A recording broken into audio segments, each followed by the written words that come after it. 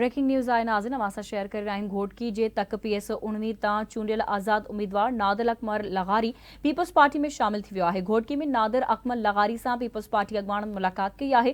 मुलाक़ात में सलीम मांडवीवाला, नासिर शाह, शर्जिल इनाम मेमण, अली गौहर महर, ख़ालिद लुंड शरीक आहिनि। नादिर अकमल लगारी पीपल्स पार्टी में बाज़ाब्ता शमूलियत जो ऐलान करे छॾियो आहे। नादिर अकमल लगारी जो peoples party chairman Bilawal Bhutto Zardari ऐं आसिफ अली ज़रदारी ते एतमाद जो इज़हार। पीपल्स पार्टी अॻवाननि तरफ़ां पीपल्स पार्टी में शमूलियत ते नादिर अकमल लगारी जी आजियां कई वई आहे। पीपल्स पार्टी मुंहिंजी पुराणी पार्टी आहे, बीमार हुयसि, सेहतमंद थियसि त इलेक्शन विढ़ी ऐं कामयाबी हासिल कई।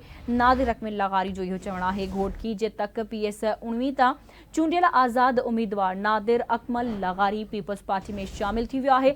घोटकी में नादिर अकमल लगारी सां पीपल्स पार्टी अॻवाननि मुलाक़ात कई। मुलाक़ात में सलीम मांडवीवाला, नासिर शाह, शर्जिल इनाम मेमण, अली गौहर महर, ख़ालिद लुंड शरीक थिया। नादिर अकमल लगारी पीपल्स पार्टी में बाज़ाब्ता शमूलियत जो ऐलान कयो। नादिर अकमल लगारी जो peoples party chairman Bilawal Bhutto Zardari ऐं आसिफ अली ज़रदारी ते एतमाद जो इज़हार। पीपल्स पार्टी अॻवाननि तरफ़ां पीपल्स पार्टी में शमूलियत ते नादिर अकमल लगारी जी आजियां कई वई। नादिर अकमल लगारी जो चवणु आहे त पीपल्स पार्टी मुंहिंजी पुराणी पार्टी आहे, बीमार हुयसि, सेहतमंद थियसि त इलेक्शन विढ़ी ऐं कामयाबी हासिल कई।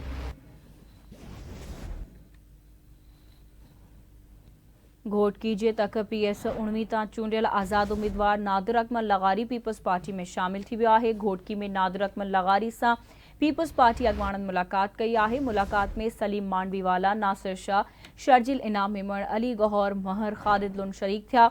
नादिर अकमल लगारी पीपल्स पार्टी में बाज़ाब्ता शमूलियत जो ऐलान कयो आहे। नादिर अकमल लगारी जो peoples party chairman Bilawal Bhutto Zardari ऐं आसिफ अली ज़रदारी ते एतमाद जो इज़हार। पीपल्स पार्टी अॻवाननि तरफ़ां पीपल्स पार्टी में शमूलियत ते नादिर अकमल लगारी जी आजियां कई वई आहे। पीपल्स पार्टी मुंहिंजी पुराणी पार्टी आहे, बीमार हुयसि, सेहतमंद थियसि त इलेक्शन विढ़ी ऐं कामयाबी हासिल कई। इहो चवणु आहे नादिर अकमल लगारी जो। घोटकी जे तक PS 19 तां चूंडियल आज़ाद उम्मीदवार नादिर अकमल लगारी पीपल्स पार्टी में शामिल थी वियो आहे। घोटकी में नादिर अकमल लगारी सां पीपल्स पार्टी अॻवाननि मुलाक़ात कई आहे। मुलाक़ात में सलीम मांडवीवाला, नासिर शाह, शर्जिल इनाम मेमण, अली गौहर महर, ख़ालिद लुंड शरीक आहिनि। नादिर अकमल लगारी पीपल्स पार्टी में बाज़ाब्ता शमूलियत जो ऐलान कयो आहे। नादिर अकमल लगारी जो peoples party chairman Bilawal Bhutto Zardari ऐं आसिफ अली ज़रदारी ते एतमाद जो इज़हार कयो वियो आहे। पीपल्स पार्टी अॻवाननि तरफ़ां पीपल्स पार्टी में शमूलियत ते नादिर अकमल लगारी जी आजियां कई वई आहे। घोटकी जे तक PS 19 तां चूंडियल आज़ाद उम्मीदवार नादिर अकमल लगारी पीपल्स पार्टी में शामिल थी वियो आहे। घोटकी में नादिर अकमल लगारी सां पीपल्स पार्टी जे अॻवाननि मुलाक़ात कई आहे। मुलाक़ात में सलीम मांडवीवाला, नासिर शाह, शर्जिल इनाम मेमण, अली गौहर महर, ख़ालिद लुंड शरीक थी विया। नादिर अकमल लगारी पीपल्स पार्टी में बाज़ाब्ता शमूलियत जो ऐलान कयो आहे। नादिर अकमल लगारी पीपल्स पार्टी जे चेयरमैन बिलावल भुट्टो ज़रदारी ऐं अॻूणे सदर आसिफ अली ज़रदारी ते एतमाद जो इज़हार कयो आहे। पीपल्स पार्टी अॻवाननि तरफ़ां पीपल्स पार्टी में शमूलियत ते नादिर अकमल लगारी जी आजियां कई वई आहे। मैं आज मेरे सारे दोस्त जिसमें सरदार खालिद अहमद खान, सरदार अली गौहर खान, नासिर शाह साहब, शर्जील मेमन साहब, मेरा बहुत ही पुराना दोस्त सलीम मांडवी वाला साहब, ये सब मेरे पास आए मेरे घर पे। मैं आज़ाद इलेक्शन जीत के आया हूँ और मैं पहले पीपल्स पार्टी मैंने ज्वाइन की थी और उसके बाद मैं थोड़ा बीमार हो गया था। अल्लाह ने मुझे सेहत दी, दोबारा इलेक्शन लड़ा और जीता।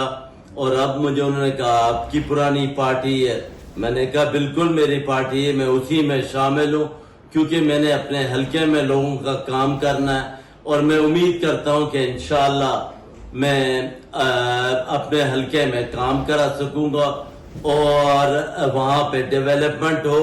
वहाँ बहुत ज़्यादा पसमानदगी है, उस चीज़ के खिलाफ मैं जिहाद करूँगा। तालीम, सेहत, यूथ, इन तीनों चीज़ों पे इंशाअल्लाह फोकस करूँगा। Thank U very much. नाज़रीन मांखे ॿुधायूं त घोटकी जे तक PS 19 ते पीपल्स पार्टी में नादिर अकमल लगारी शमूलियत करे वरिती आहे। घोटकी जे तक PS 19 तां चूंडियल आज़ाद उम्मीदवार नादिर अकमल लगारी पीपल्स पार्टी में शामिल थी वियो आहे। घोटकी में नादिर अकमल लगारी सां पीपल्स पार्टी जे अॻवाननि मुलाक़ात कई आहे। मुलाक़ात में सलीम मांडवीवाला, नासिर शाह, शर्जिल इनाम मेमण, अली गौहर महर, ख़ालिद लुंड शरीक थिया आहिनि।